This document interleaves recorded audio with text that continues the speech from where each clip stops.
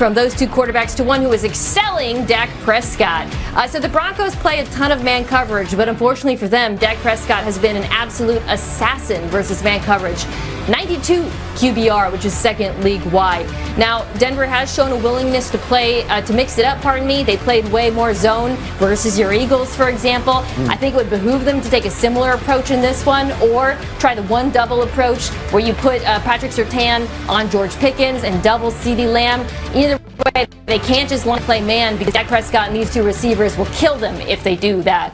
As they have all year. Yeah, to your point, Prescott has 3 or more passing touchdowns and no picks in 4 straight games, one shy of tying the longest streak in NFL history. Mina Kimes always dropping the knowledge. Let me tell you something. I was a little, I want to say, I don't say worried, but been concerned about this. I've been concerned because games and teams are about matchups. And let me tell you about these matchups. Let's look at it. The Cowboys, all right? You have now that dual threat at wide receiver, CeeDee Lamb and George Pickens. But remember what Denver has. I told you guys, they have those great corners. So it's about the matchups now. Those are great matchups, and these are great man corners. So I can't wait to see how they play that out against Denver. I just cannot wait to see how is Patrick Surtain going to go line up with George Pickens? Or is Patrick Surtain going to go try to follow inside and out CeeDee Lamb? Speaking of George Pickens, did you guys see that that mic'd up thing with George Pickens? I just gonna tell you early, I'm mic'd up. Okay. I must admit, I must admit, you know, I like what I saw in that mic'd up. George Pickens was going at Lattimore. What? I'm talking about what? Hey, I'm gonna say something, man. I've gone at many men. I've gone to give many men everything I've got on a football field, and I'm gonna tell you something. George broke Lattimore. Say what you will, break it how you wanna. I don't know. I don't care what anybody say. And Lattimore, Marshawn, I'll have you on. We can talk about it. I'm gonna tell you right now. I say he broke it. He got you. He got you, buddy. I know he gonna see you again. I understand that. But I'm telling you, he got you this time. And he was in your ear. And it was some phenomenal plays he made. I agree. Dude, I keep telling people, for this dude to be running full speed, break the top of his body off, reach that hand up and kill the legs and make that play. Ain't many dudes gonna make that play. Lattimore, you were there. You were covered. You were covered. The man had him covered. You did your job. I used to tell people all the time, when I say I had to go through gold jackets to get my gold rings, I wasn't lying, and I'm gonna tell you the truth. They had me covered. The game ain't about just getting people covered. You still gotta stop them from making the play. Hence the tag, the playmaker. Even if you're covered, you make that play. That's what George did, and he was talking so much noise, it was crazy. I saw a dog. It is so funny. I saw such a dog that I wondered about the dog that they were calling him and talking about George in Pittsburgh, you know. And I always talk about this, guys. I said the best thing you got to do, because you got to take that energy. You got to get that energy and make it work for you instead of working against you. What you saw that he's putting on Lattimore is, I feel like I'm somebody now. I can do this, Joker, because I can run my mouth, talk my noise. You know why? Because my boy gonna give me an opportunity to catch some plays, make some plays on your head, and I'm gonna make the plays. Couldn't do that in Pittsburgh. You couldn't talk that kind of noise with that kind of certainty, with that kind of backing up, because he didn't have nobody that had his back in Pittsburgh like Dak got his back here in Dallas. You see what I'm saying? Because he talked to him and then went and made a play. And then talked to him again and then went and made a play. Talked to him again and then went and made a play. And let me tell you why I say he broke Marshawn. What did you see Marshawn do? He did nothing. I felt he was tired, didn't even want to talk to Pickens anymore. He said, yeah, all right, I got you, as they walked away. Now, I remember a younger Marshawn that was more sure in himself and confident in himself. And I'm just saying, this is my assessment, Marshawn. I'm willing to talk to you about it. But I watched when you went up against Mike Evans. Him and Mike Evans got in some MMA matches. Fighting out there, brawl, jiu-jitsu.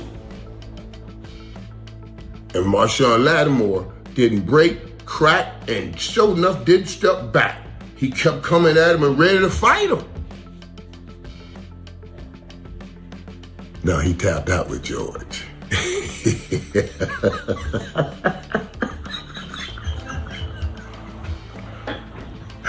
I shouldn't be doing that. I shouldn't be talking like that. But as a man that has broke many men,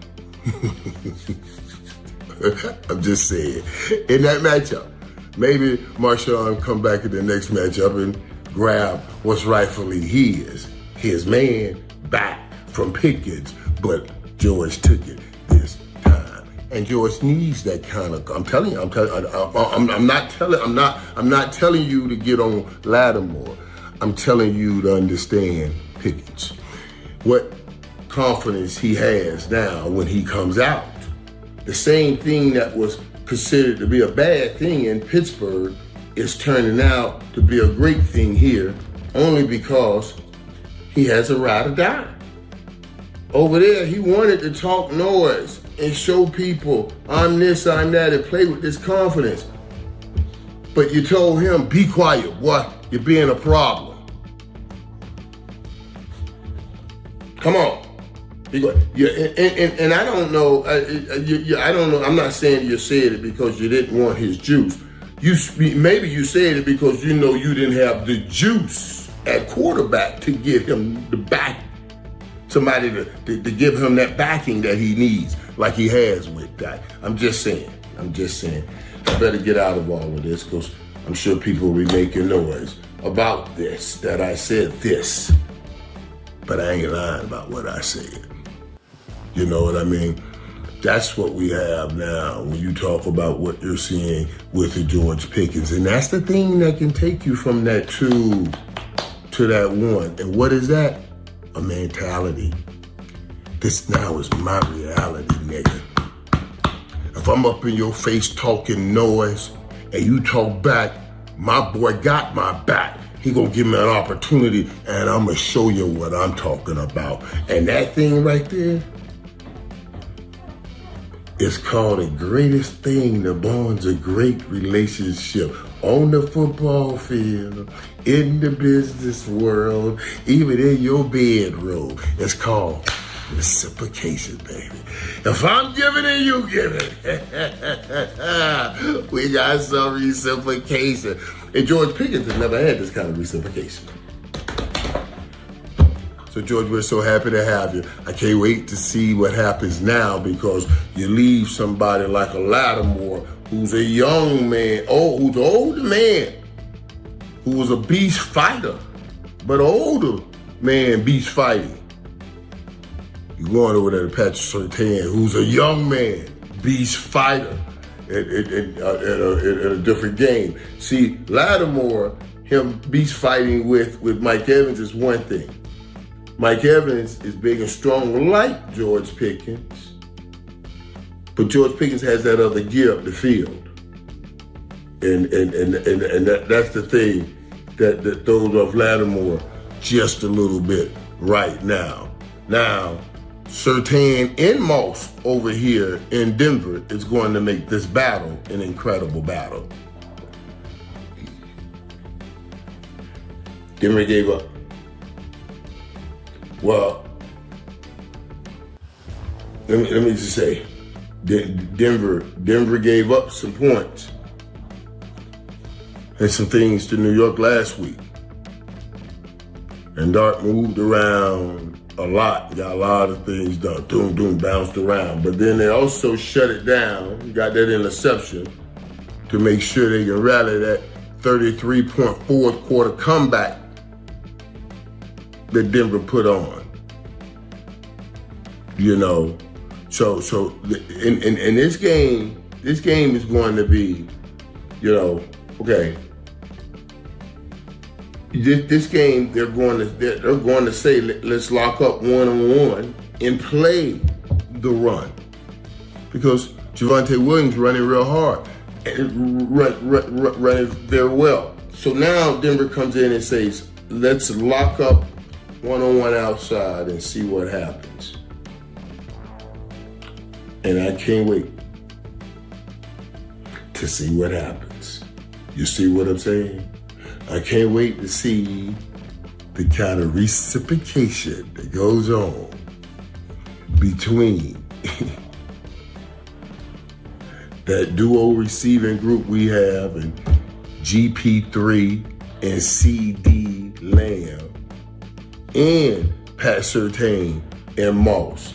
That is about to be the fireworks of the weekend. For most of us, because most of us, you know, be Cowboy fans and everything. And I'm gonna tell you guys some, this is my concerns on it too, though. Then I'm gonna talk about the best 3 games I think coming up this weekend, or the biggest or most important 3 games that I see anyway coming up this weekend. But